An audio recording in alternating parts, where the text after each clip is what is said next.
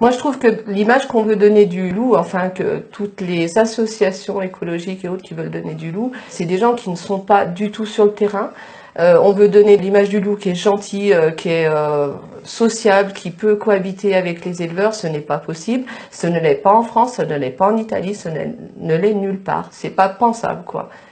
On nous a jamais parlé du retour du loup, hein. Le retour du loup, on l'a constaté en ramassant les cadavres. Quand il y a une attaque, le premier concerné, c'est mon mari. Souvent, il y a un de mes fils qui est avec et mon deuxième fils qui y va.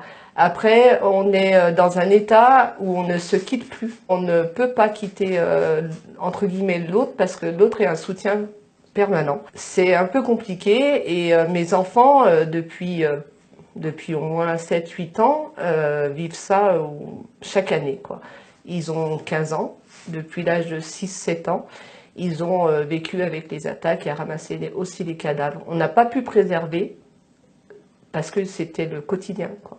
Au niveau de l'attaque en soi, on est bouleversé, ça s'explique même pas, dans l'état où on est.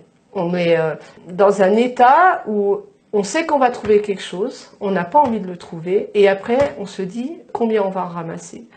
Et ça c'est compliqué. Et quand est-ce qu'on va de nouveau se faire attaquer?